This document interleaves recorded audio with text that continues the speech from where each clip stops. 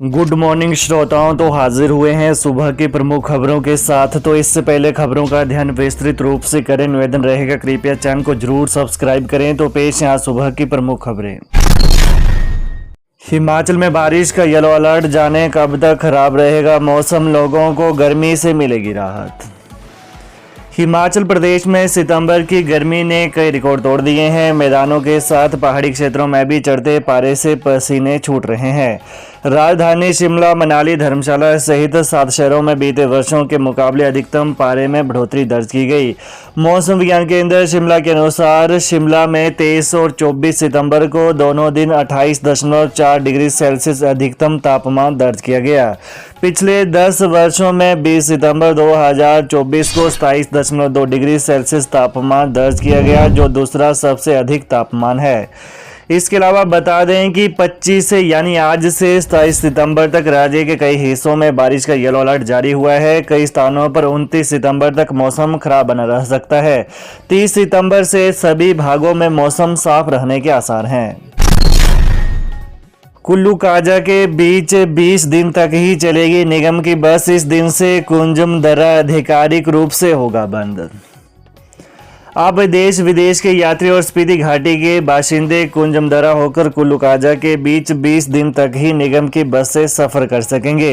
15 अक्टूबर को यह मार्ग आधिकारिक रूप से वाहनों की आवाजाही के लिए बंद हो जाएगा। उसके बाद सभी यात्री इस मार्ग से अगले सीजन में ही निगम की बस में कुल्लू काजा के बीच यात्रा कर सकेंगे। हिमाचल में 13 से 19 अक्टूबर तक अंतर्राष्ट्रीय कुल्लू दशहरा। 5 तक होंगे कलाकारों के ऑडिशन। लोक नृत्य दल 8 तक कर सकेंगे आवेदन। अंतर्राष्ट्रीय कुल्लू दशहरा 13 अक्टूबर से 19 अक्टूबर 2024 तक मनाया जाएगा। सांस्कृतिक कार्यक्रमों में श्रेष्ठ कलाकारों के चयन के लिए स्वर परीक्षा ऑडिशन का कार्यक्रम 30 सितंबर से 5 अक्टूबर तक संपन्न होगा। वहीं लोक नृत्य दल 8 अक्टूबर तक आवेदन कर सकेंगे। वहीं 30 सितंबर से 2 अक्टूबर तक कुल्लू जिले के कलाकारों के लिए परीक्षा ली जाएगी। 3 व 4 अक्टूबर को अन्य जिलों के कलाकारों के लिए। वहीं अगर किसी वजह से इन तारीखों पर न पहुंच पाने वाले कलाकारों के लिए 5 अक्टूबर को स्वर परीक्षा ली जाएगी। भंगानी रेंज में लाखों की सरकारी लकड़ी गायब, फॉरेस्ट गार्ड सस्पेंड।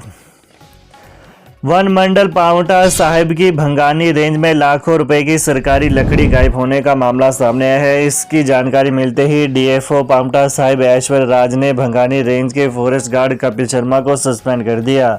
साथ ही संबंधित कर्मी का हेडक्वार्टर भी बदला गया है। आगामी आदेश तक कर्मी को डीएफओ हेडक्वार्टर में लगाया गया है। जानकारी के अनुसार वन परिक्षेत्र भंगानी रेंज की भंगानी बीट में लाखों रुपए की सरकारी लकड़ी थी, जो अब गायब है। अब यह लकड़ी कहां गई है, यह जांच का विषय है। हिमाचल के 270 सीमांत गांवों के विकास को केंद्र से बड़ी सौगात। जनजातीय क्षेत्रों के विकास के लिए हिमाचल प्रदेश को केंद्र से बड़ी सौगात मिलने जा रही है। केंद्र सरकार के विभिन्न 18 मंत्रालयों की 25 योजनाओं में हिमाचल के जनजातीय क्षेत्रों को विकास के लिए पैसा मिलेगा। यहां पर मूलभूत सुविधाओं को जुटाने के लिए एक मास्टर प्लान पर काम किया जाएगा। देश के अन्य राज्यों के साथ हिमाचल प्रदेश को भी प्रधानमंत्री जनजातीय उन्नत ग्राम अभियान योजना में शामिल किया गया है, जिसमें प्रदेश के 270 गाँव शामिल किए गए हैं। प्रदेश में उन गाँवों को चुना गया है जहां पर जनजातीय लोगों की 500 से ज्यादा आबादी है। इसमें चंबा, किन्नौर और कांगड़ा जिला के गांव शामिल हैं। सूत्रों के अनुसार 27 सितंबर को दिल्ली में इस संबंध में एक बैठक होने जा रही है, जो कि जनजातीय विकास मंत्रालय ने बुलाई है, और इसमें हिमाचल के अधिकारी भी शामिल होंगे। उनके साथ इस पूरे प्रोजेक्ट पर चर्चा होगी और हिमाचल के लिए मास्टर प्लान मांगा जाएगा। सूत्रों के अनुसार हिमाचल के 270 गाँव चुने गए हैं। उनमें चंबा जिला के 156, किन्नौर के 69 और कांगड़ा से 10 गांव को चुना गया है। इसके अलावा शिमला व मंडी को छोड़कर शेष बचे हुए जिलों से भी एक गांव को इस योजना के तहत लाया जा रहा है। मुख्यमंत्री सुक्खू बोले, पड़ोसी राज्यों की तुलना में प्रदेश के उद्योगों को दे रहे सस्ती बिजली। मुख्यमंत्री सुखविंदर सिंह सुक्खू ने कहा कि प्रदेश सरकार निवेशकों को बढ़ावा देने के लिए दृष्टिगत उद्योग मित्र नीतियां बनाने के लिए प्रतिबद्धता से कार्य कर रही है। प्रदेश सरकार की ओर से उद्योगों को दी जाने वाली विद्युत सब्सिडी का युक्तिकरण किया गया है और पड़ोसी राज्यों की तुलना में राज्य के उद्योगों को सस्ती दरों पर विद्युत उपलब्ध करवाई जा रही है। सुक्खू ने कहा कि 33 किलोवाट से 220 किलोवाट तक की वोल्टेज आपूर्ति वाले बड़े उद्योगों को पड़ोसी राज्यों पंजाब, हरियाणा और उत्तराखंड की तुलना में ₹1 प्रति यूनिट से अधिक सस्ती दरों पर बिजली दी जा रही है। इससे यह प्रमाणित होता है कि हिमाचल प्रदेश के उद्योगों को अभी भी पड़ोसी राज्यों की तुलना में सस्ती बिजली का लाभ मिल रहा है। राज्य में केवल 159 उद्योग हैं जिनकी आपूर्ति वोल्टेज 33 kV से 220 kV तक है। 2.5 लाख से अधिक खरीद पर कटेगा TDS। स्थानीय निकाय या पंचायत स्तर पर 2.5 लाख से अधिक की खरीद पर अब TDS कटवाना होगा। GST अधिनियम के तहत यह व्यवस्था अनिवार्य की गई है।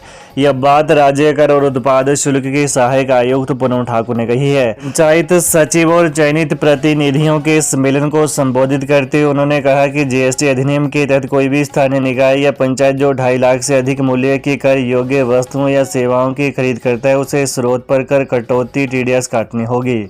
सार्वजनिक व्यय में पारदर्शिता और जवाबदेही सुनिश्चित करने के लिए यह प्रावधान किए गए हैं।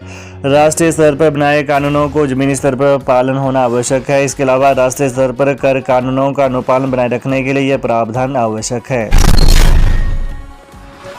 शिक्षा विभाग में 386 को मिली नियुक्ति।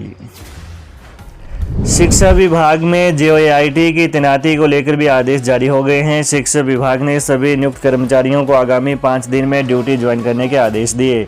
इन कर्मचारियों को 30 सितंबर तक अपने स्टेशन पर हाजिरी भरनी होगी। शिक्षा विभाग ने साफ कर दिया है कि तय अवधि में ड्यूटी ज्वाइन न करने वालों की नियुक्ति को रद्द कर दिया जाएगा। विभाग की तरफ से लिखित तौर पर और वेबसाइट पर नियुक्ति के आदेश उपलब्ध करवा दिए गए हैं। शिक्षा विभाग ने सभी JOIT को नियुक्ति के आदेश जारी कर दिए। शिक्षा विभाग में 386 आवेदकों को बतौर JOIT नियुक्ति मिली है। स्वास्थ्य विभाग की तर्ज पर ही सभी कर्मचारियों को 12,360 रुपये मासिक वेतन का भुगतान किया जाएगा। प्री प्राइमरी प्रशिक्षकों को 10,000 वेतन 2 महीने के अवकाश की नहीं होगी अदायगी।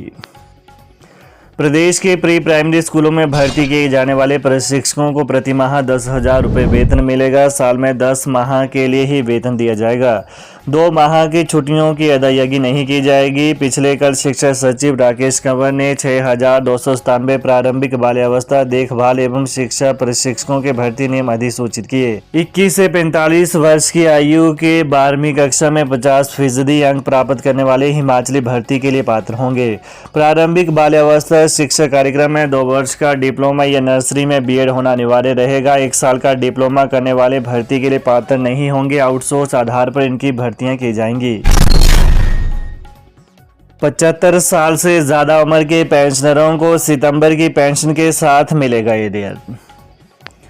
हिमाचल प्रदेश में 75 साल से ज़्यादा उम्र के पेंशनरों को सितंबर की पेंशन के साथ पिछला एरियर भी मिलेगा। इसका लाभ करीब 30,000 पेंशनरों को होने जा रहा है। राज्य सरकार के प्रधान सचिव वित्त देवेश कुमार ने इसके कार्यालय आदेश 28 अगस्त को जारी किए। मगर पेंशन देने से संबंधित औपचारिकताओं को इससे पहले पूरा करना होता है तो उसे 1 महीने आगे टाल दिया गया था। ये रहा सुबह की प्रमुख खबरों का विश्लेषण। तो प्रदेश की ताज़ा खबरों को जानने के लिए कृपया चैनल को अभी सब्सक्राइब करें। धन्यवाद।